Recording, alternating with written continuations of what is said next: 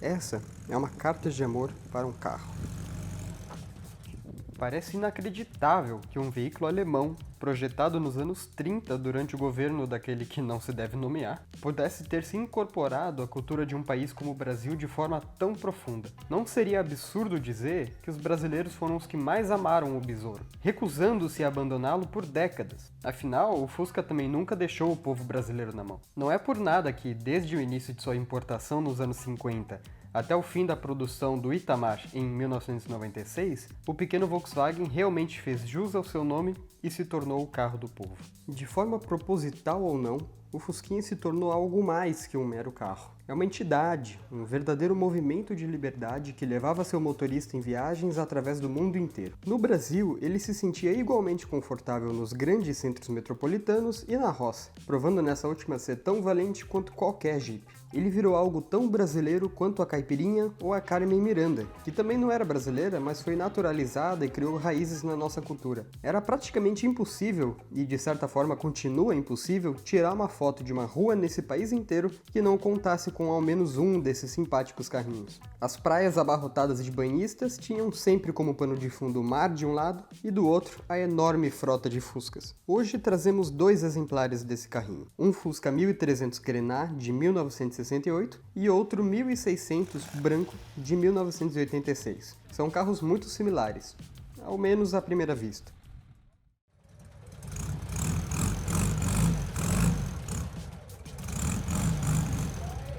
Já há mais tempo do que eu gostaria, minha rotina semanal consiste em acordar às 6 da manhã, dirigir mais de 100 km até São Paulo para começar a trabalhar às 9 e voltar para o interior, para a aula das 19 até às 11. E repetir. Não é que eu estou reclamando do meu trabalho, não me entendam mal. Eu só estou falando de carros, e sei que simplesmente ter um carro no Brasil já é um grande privilégio.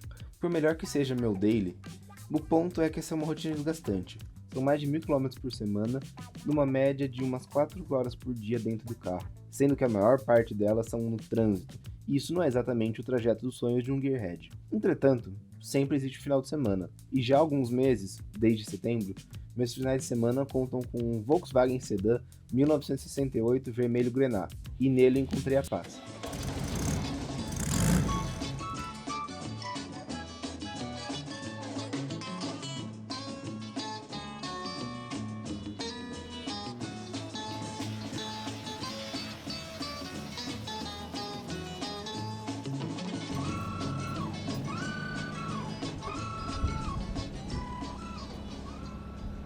Diferentemente dos dias de segunda a sexta, que eu tô sempre com pressa, 120 por hora na rodovia, ou desviando dos motoqueiros na cidade, meus quilômetros de sábado e domingo são uma sintonia diferente. O Fusca não tem muita potência, eram 46 cavalos quando ele era novo. O câmbio não é automático de dupla embreagem, não tem assistência elétrica na direção, nem alerta de perda de pressão nos pneus, e eu amo ele mesmo assim, cada parafuso dele. Eu amo como ele pinga óleo ou como é o som da buzina.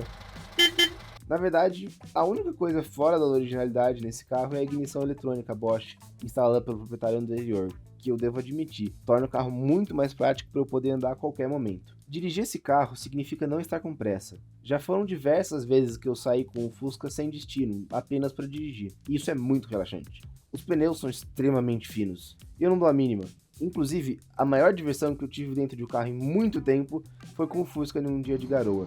Essa combinação de pneus finos, mais motor traseiro, mais tração traseira, mais uma rua molhada resulta em drift. E ainda nem mencionei como ele atrai a simpatia de outros motoristas ou como ele é barato de manter. Porque um cadarço serve para substituir a polia do motor.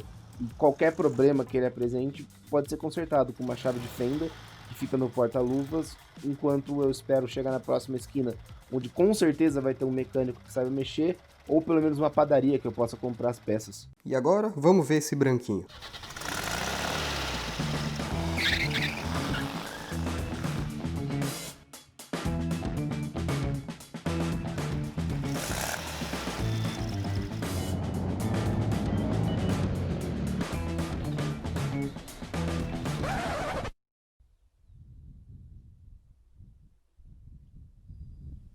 Será que é o platinado? Ele tem ignição, será, Eduardo? Agora estamos nos anos 80, outros tempos. Você não precisa mais de instrumentos de madeira ou metal para fazer música, descobriram que o sexo pode ser perigoso e enquanto a gente fala, o preço do seu pão dobrou. Uma coisa continua quase igual: o seu Fusca. Porém, toda a atmosfera em volta do seu carrinho mudou. Quando você liga o seu rádio Bosch São Francisco, automaticamente começa a tocar alguma música do Tim Maia ou do novo álbum do Gênesis.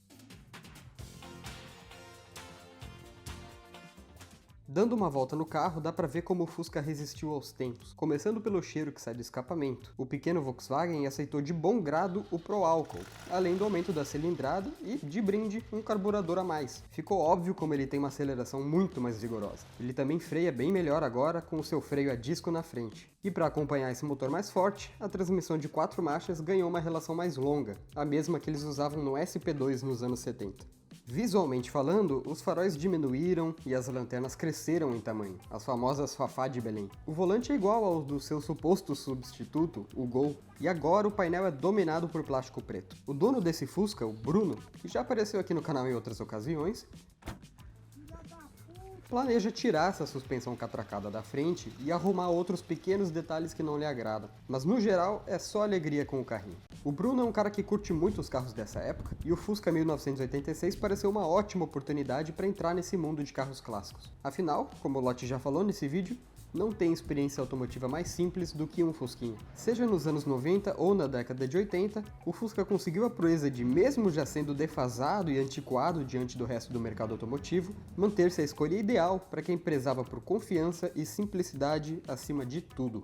Em 2003, o Fusquinha deixou a linha de produção pela última vez. No entanto, ao invés de meramente entrar nos livros de história, ele continua a fazer ela ao redor do mundo, cada vez mais valorizado como clássico e servindo de lembrança de tempos bem mais pacatos. Talvez seja justamente esse o significado de um carro emblemático. Ele foi muito mais do que 4 pneus, metal e vidro. Ele representou a emancipação do espírito jovem dos povos ao redor do mundo, um pedaço de esperança tanto para o pré-guerra quanto para o pós-guerra. Transporte acessível e carismático para todos.